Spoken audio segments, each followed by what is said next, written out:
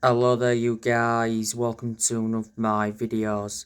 Going to be giving you my player ratings for Manchester United's 6-3 defeat to Manchester City at the Etihad Stadium. So I'll start with David De Gea. I'm going to give him a 6 out of 10. David De Gea was blameless for all of Manchester City's 6 goals. I do recall De Gea making a save in the game. Manchester United's poor defence let David De Gea down. David De Gea is Manchester United's #1 goalkeeper. Got to give him credit because I think he's done well in a lot of games this season. De Gea is nearing a Manchester United exit. Atletico Madrid are interested in re-signing De Gea. He was at Atletico Madrid before he came to Man United. And De Gea is wanted by Juventus on a free transfer at the end of the season. David De Gea's contract at Man United expires next year. There is an option of an additional year. He's endured around 11 years or so at the club, so reflecting on that, he's been a long-serving player. He's been with us since the Sir Alex Ferguson era. Earlier on this year, De Gea won the Players' Player of the Year award. He's won everything domestically at the football club and he's made over 500 appearances for Man United in all competitions. Moving on to Diego Dalot. I'm going to give him a 3 out of 10. I thought he endured a very poor game against Man City. He received a yellow card early on. And he offered very little going forward. To be honest with you though, Dalot's had a lot of good games this season, to his credit. He's played in every game this season. Dalot is our first choice right back under Erik ten Hag. He was also our first choice right back under Ralf Rangnick. So reflecting on that, there's no way back for Aaron Wan-Bissaka. Dalot's contract at Man United expires next year. Manchester United did get Dalot from Porto. Man United got him for around 19 million.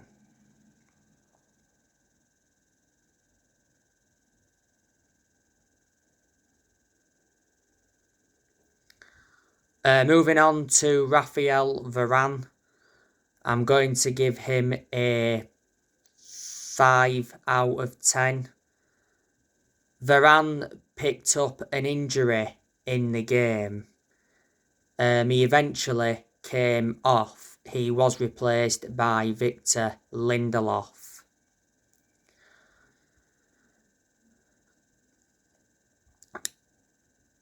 Moving on to Lisandro Martinez. I'm going to give him a 6 out of 10. Like I mentioned on the match reaction yesterday, I thought he was one of Man United's best players. And I think Martinez has made an impact since he became a Manchester United player. Most of the time, Martinez and Varane play very well together in our back line. Man United got Lisandro Martinez from Ajax in a deal worth 57 million.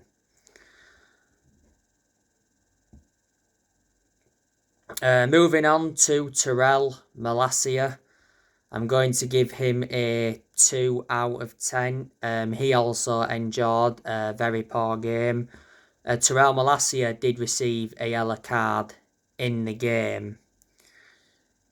Probably the first bad game that Malacia has had, because I'd say he's done well in all the other games he's played in. Malacia is Manchester United's first choice left back, so reflecting on that, there's no way back for Luke Shaw. Man United got Malacia from Feyenoord for around 13 million. Malacia is under contract with Man United till 2026 as an option to extend for a further year. Moving on to Christian Eriksen. I'm going to give him a 3 out of 10. Eriksen enjoyed a very poor game. The only positive was that Eriksen did get the assist for Antony's goal.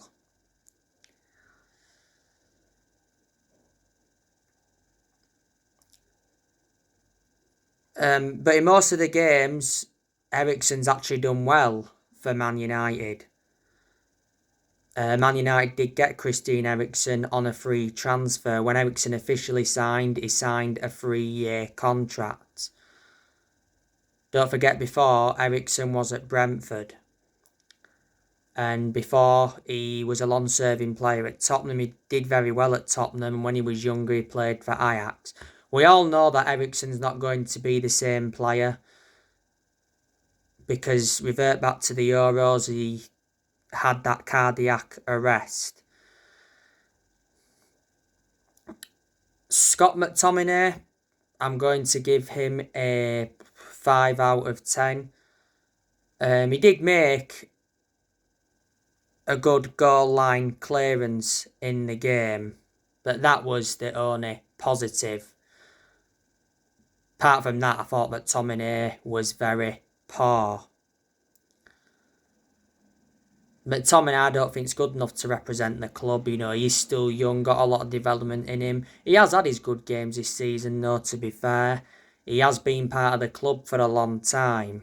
Revert back to 2020, McTominay committed his future to Man United because he signed a 5-year contract.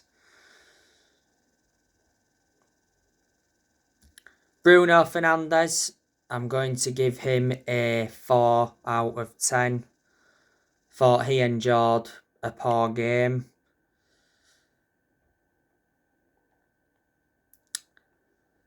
It's a shame, really, because Fernandes has actually had good games this season. And Ronaldo didn't play, so I thought, Fernandes would have put a good performance out, because he seems to be better when he's not playing alongside Ronaldo, which doesn't really make sense because Fernandes and Ronaldo both play together for Portugal.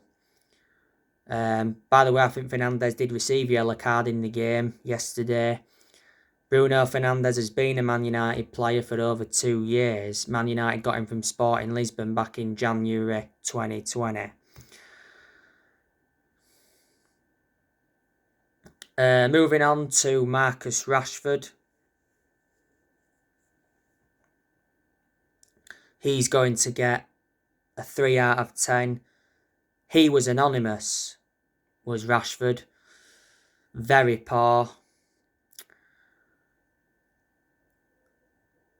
And it's a shame because, Rashford's had good games this season.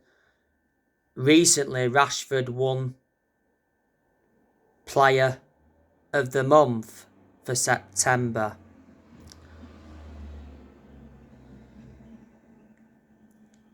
Earlier on this year, he said Man United were ready to hand Marcus Rashford a new 5-year deal as a reward for his early season form. Rashford's contract at the club expires next year. There's an option to extend for a further year. He earns around £200,000 a week at the moment. Rashford's been part of the club for a long time. He came up our academy. He's been a United player since the age of 7 and he broke into our senior squad back in 2016.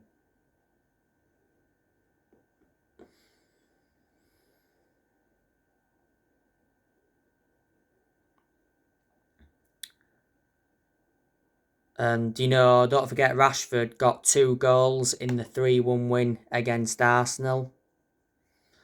He also scored in the 2-1 win against Liverpool. So, there you go. Moving on to Jadon Sancho. He's going to get a 4 out of 10. Shocking performance by him.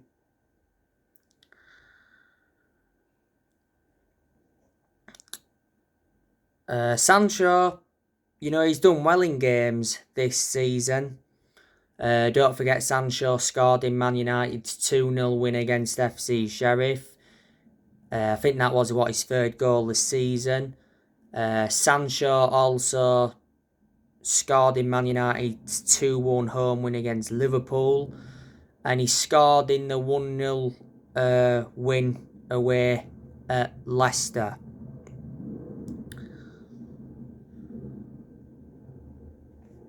Antony, I'm going to give him a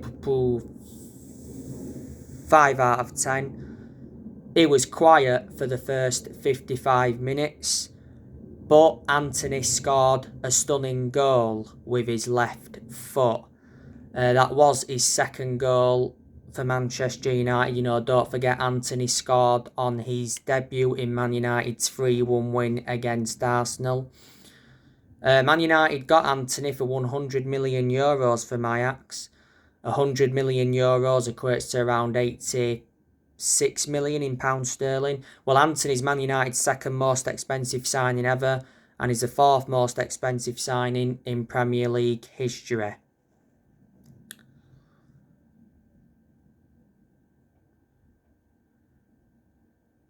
Manchester United brought substitutions on in the game.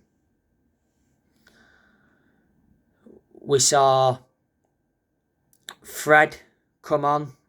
I'll give Fred a 6 out of 10. Fred did get an assist for one of Anthony Martial's goals. I knew Fred wasn't going to start the game yesterday because he's no longer one of our first choice centre midfielders following the arrivals of Casemiro and Christian Eriksen. Man United got Fred from Shakhtar Donetsk in a deal worth 50 million. That was around 3 or 4 years ago now.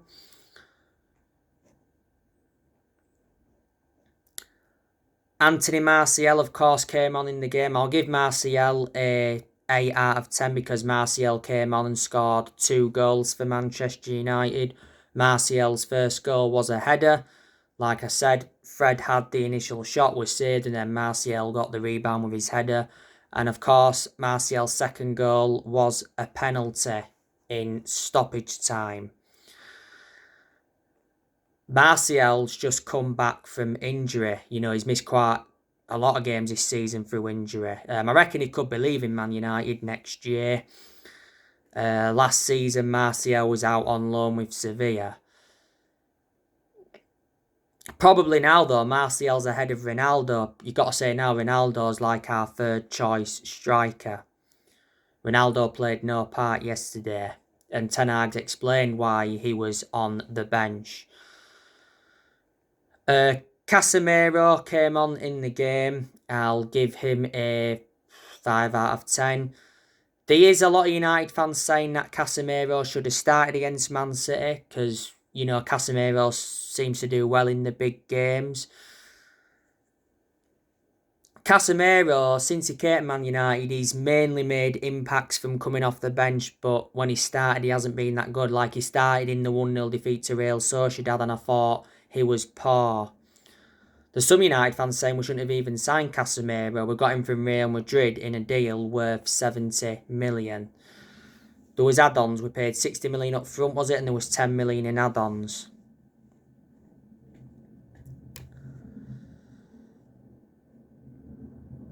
And like I said, Luke Shaw came on in the game.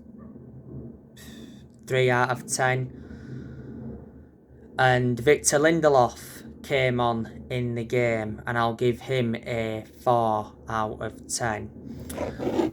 So that is your player ratings from Manchester United's 6-3 defeat to Man City.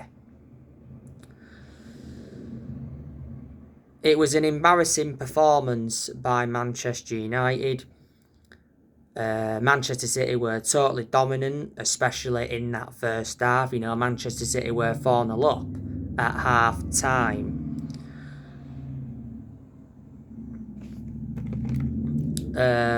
Obviously, Erling Haaland got a hat-trick for Manchester City. That was Erling Haaland's third home hat-trick in a row. So reflecting on that, he's made Premier League history. Man City got Erling Haaland from Borussia Dortmund. What a player he is. And I did say, didn't I, prior to the game that, you know, we had to be aware of Haaland because he was going to cause all sorts of problems. You know, his finishing's good, he keeps the ball well, his speed's unbelievable. We saw Phil Foden, of course, get a hat-trick. That was his first career hat-trick. And like I've said, I highly rate Phil Foden. You know, he's a good young player. He's been part of Man City for a long time. He came up their academy.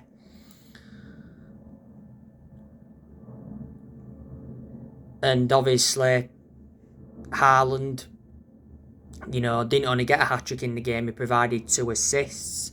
Kevin De Bruyne also provided 2 assists. De Bruyne is regarded as one of the best midfielders in the Premier League. City got him from Wolfsburg.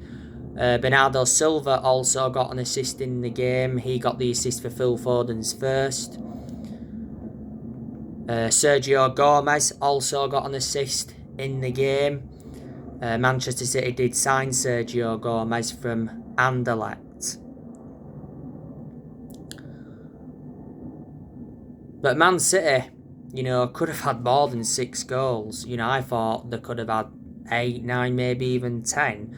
Look at the amount of shots they had. They had around 22 shots in the game. They had a good 9 or 10 of them shots on target. There was one chance City had where Gundogan hit the post from a free kick. Erling Haaland, like I said, could have had more than a hat-trick because he hit the side netting as well. You know, to be honest with you, I do think Man City are going to win the title this season. If City don't, I think Arsenal could. It's between City and Arsenal, I think, for the league this season. You can still say it's a bit too early to say.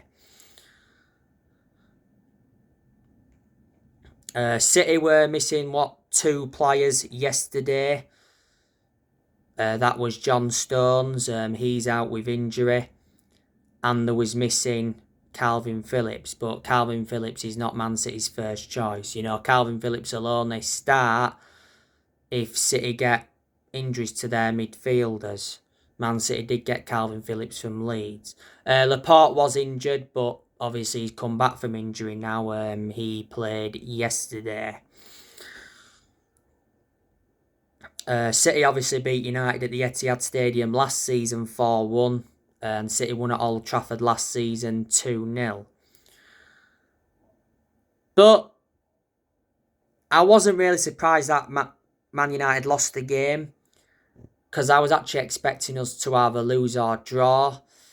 But I just didn't think we'd have lost 6-3, and I certainly didn't think we'd have been 4-0 down at half-time. You know, if Man United would have put a performance out and lost, then, you know, I wouldn't have been as disappointed. You know, at least we tried, but it didn't work. I think we slightly improved in the second half. You know, we got ourselves back into it, but, you know, the game was already done and dusted, and City took the foot off the gas. Yeah, you know, Man United were missing some players, but not many. Obviously, there's no Harry Maguire. You know, he's injured. Gareth Southgate confirmed not so long ago that he picked up a hamstring injury. Maguire wouldn't have started anyway because he's no longer one of our first choice centre-halves following the arrival of Martinez. I think Maguire's going next year. Van der Beek, he's not available at the moment because he's out with a knock. Dubravka's got a knock. Dubravka is Man United's second choice goalkeeper. You know, he's back up to number 1 David De Gea. And Brandon Williams has been out of injury, but he doesn't get in the team anyway. Erik ten Hag, I thought yesterday he got some decisions right and he got some decisions wrong. You can't put all the blame on Ten Hag. There again, though, we've been 4-0 down twice at half-time under the Erik ten Hag era. You know, 4-0 down at half-time yesterday. Obviously 4-0 down to Brentford at half-time. We lost that game, didn't we? 4-0. Man United have lost around 4 games now, is it, in all competitions under Erik ten Hag.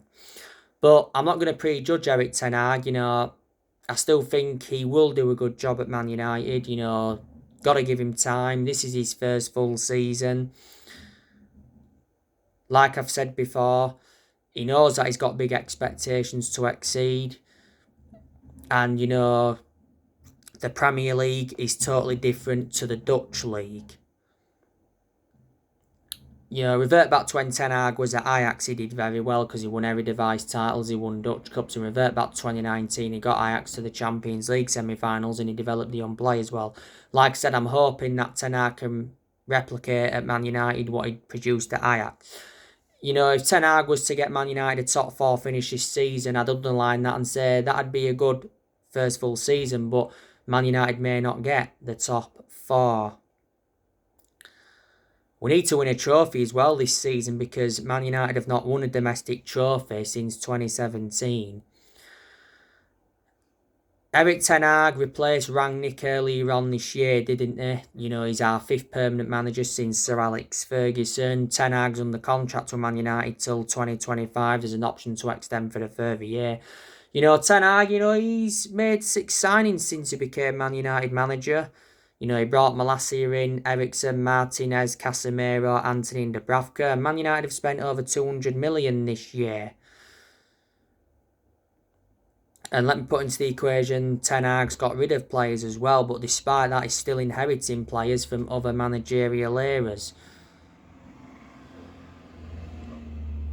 And Ten Hag's already revealed his transfer plans for January. He did say Man United will continue to hold meetings over strengthening the squad. Ten Hag's going to get a transfer budget of around 70 million. If Ronaldo leaves, Ten Hag could have 100 million to spend in January. The January transfer window will be Ten Hag's 2nd transfer window as Man United manager. But yeah, from yesterday, got to give City a lot of credit. They played very, very well. I like the way they approached the game. They've got a very, very good squad, haven't they, at the end of the day? You know, they've got a very good manager in Guardiola. Guardiola's got a very good pedigree as a manager. He's won a lot of trophies in his managerial career. You know, he's won quite a lot of trophies as City manager. Last season, City won the Premier League. They've won 4 in the last 5 seasons. If they win it this season, it will be 5 in the last 6. Revert back to quite a few years ago, City won the domestic treble, so they're reflecting on that. They replicated what Man United did back in 1999. The season City won the domestic treble was this season. I think they finished on 100 points. Guardiola got appointed in as the City manager back in 2016, so he's been the City manager for over 6 years. His current contract at City expires next year, but there has been talks of Guardiola extending his contract until 2025. I think he will sign that contract extension.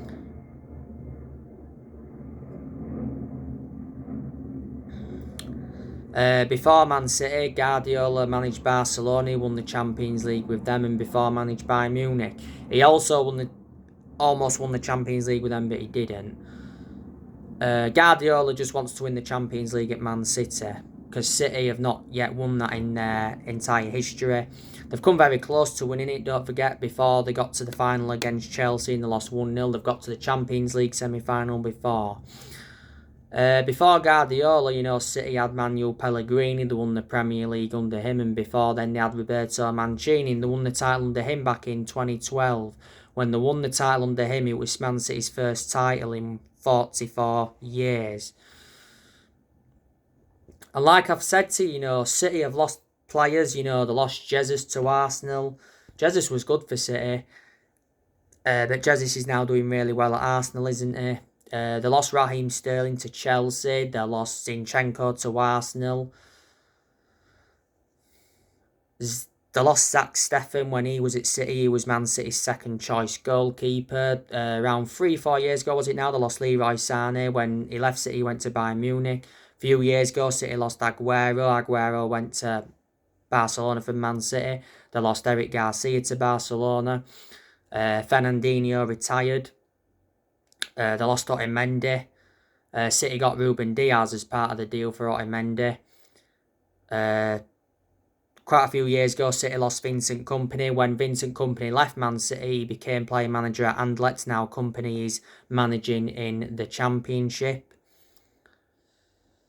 City also lost David Silva as well. He went to Real Sociedad. So there you go. Manchester United's next game is Omonia Nicosia in the Europa League. That is on Thursday.